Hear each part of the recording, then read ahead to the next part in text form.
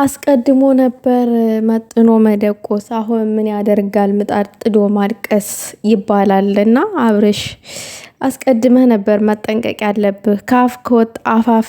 አሁን ሩትዬ ከሄደች አንበሳው ከያዛት በኋላ እንደዚህ አይነቱ እርምጃ ለምን አስፈለገ? በእንደዚህ አይነት መንገድ ውይ ደግሞ ጥጌ ውይ ውይ ውይ ጥጌ እኮ አሁን አብርሽ አዝና ምናምን እንዳይመስላችሁ ቤተሰብ። ሰላም ጤና ይስጥልኝ ውድ የተከበራችሁ የቻናሌ ተከታታይ ሰላማችሁ ይብዛል ባያላችሁበት። ቅናተኛው አብርሽ በቅናት ግብግብ እያለ እንግዲህ አቶ ይሳቅ ሩታ የማታውቀው የተለየ ባህሪ አለ። ስለዚህ ሩታ ደግሞ እንድትጎዳ አልፈልግም። እኔ ከኔ ጋር ብትሆንም ባትሆንም እሷ እንድትጎዳብኝ አልፈልግም።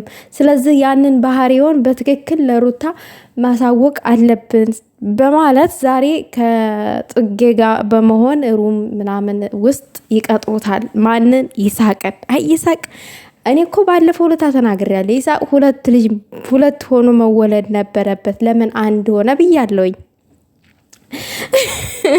እነሱ የጠበቁት ሌላ ነው። ነገር ግን ያልጠበቁት ሲሆንባቸው አስቡት እንግዲህ ቤተሰብ የምር ወይኔ ግን ይቺ ጥጌ ሩታ የያዘችውን ነገር መከተል ስትወድ ደግሞ ለራሷ ማድረግ ሁል ጊዜ ስትመኝ፣ አንቺ ግን ምን አይነት ሰው ነች ጥጌ? ግን የምር ማስመሰሉን ትችይበታለሽ፣ ጉድጓድ መቆፈሩን ትችይበታለሽ፣ የሰው የሆነ ሰው መመኘቱን ትችይበታለሽ። እስቲ በራስሽ ኩሪ እንዴ!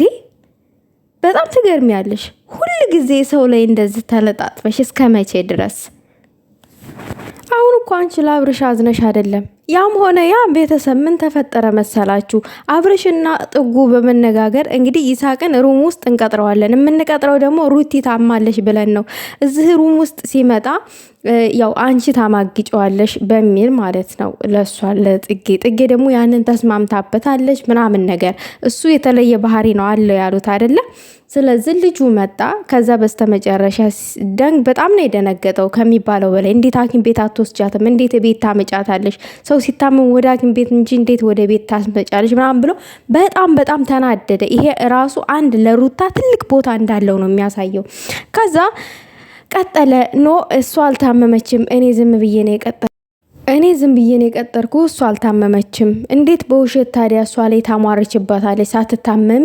ሳትታመም ታመመች ትያለሽ። ልክ እኮ ነው ይሳቅ። ሳትታመም እንዴት ታመመች ትያለሽ? ጥላቷ አይታመም። ሁለተኛ እንደዛ አይነት ነገር አታሟርች ሩታ ላይ።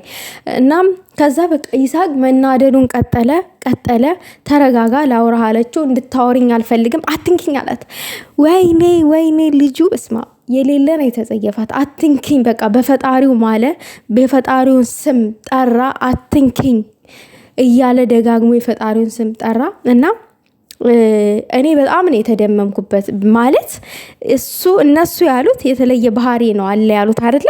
ነገር ግን ይሆናል ሌላ ሰው ሆኖ ይሆናል የራሱ ኩል የሆነ ማንነቱን እዚህ ጋር ሲያንጠባርቅላችሁ ያልጠበቃችሁት ሆኖ ስታገኙት ምን ያክል ውስጣችሁ በደስታ እኔ እንጃ። በጣም ነው ደስ ያለኝ። ልጁን በቃ ይሆናል እነሱ ይሄንን ያደረጉት በእርግጠኝነት አብርሽ ተናዷል። ለምን ከስተ ይሳቅ ጋር ሆነች? ይሳቅ ደግሞ እንደምታዩት ነው እንዴ አነጋገሩ ምናምን ነገር ያለው ሪስፔክት ለሴት ልጅ ምናምን በቃ ይችላል። ልጁ በአጠቃላይ ይችላል።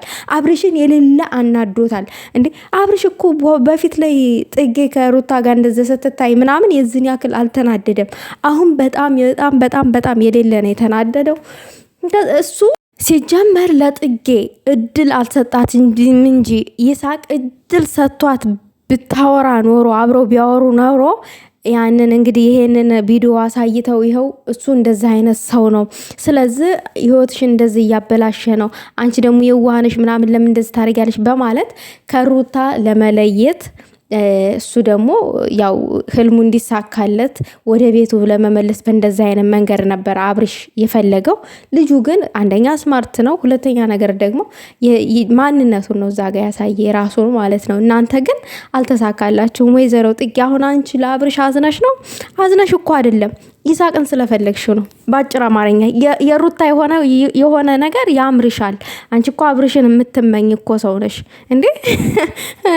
እንዴ አብርሽን እየተከታተልሽ አንቺ አይደለሽ እንዴ ብትብትብት እንዲሉ ያደረግሻቸው? ሲጀመር ከበፊቱ ጀምሮ አሁን እኮ ነው ልክ መልካም ሰው እያጫወተሽ ያለው እንጂ በፊት አንቺ ተለጣጥፈሽ አይደለ እንዴ ሩታ እንደዚህ ምስቅልቅሏ እንዲወጣ ያደረግሻት? ይሄንን እኮ እኛ አንረሳሽም። ጥጉዬ መልካም ሰው ምናምን እያላችሁ ደግሞ የምታቆለባብሱት ነገር ምንድነው? መልካምነቷ እህታችንን ሰላሟን ካሳጣይ በኋላ ከሞቀ ቤቷ ምናምን እንድትወጣ ካደረገች በኋላ ይሄ ነው ጅግንነት? ማን ጅግና እንደሆነ ራሱ የማታውቁ ሰዎች አላችሁ። ለተዳሯ ታማኝ፣ ለባሏ ታማኝ መልካም ሴት ሩታ ናት። አለቀ እንዴ። ለማንኛውም ጽጌ በድጋሚ እንደዛ አይነት እሩም ውስጥ ማንንም ሰው አትቅጠሪ። ጥሩ አይደለም። እኔ ስላከበርኩሽ ነው እንደዛ አይነት ነገር በድጋሚ እንዳይደገምሽ በእኔ ላይ ያደረግሽውን ስህተት በማለል ላይ እንዳታደርጊ። እኔ ለሴት ልጅ ክብር ስላለኝ ነው እንጂ ክብር ባይኖረኝ ኖሮ ያው እደበድባትሽ ነበረ እንደማለት ነው።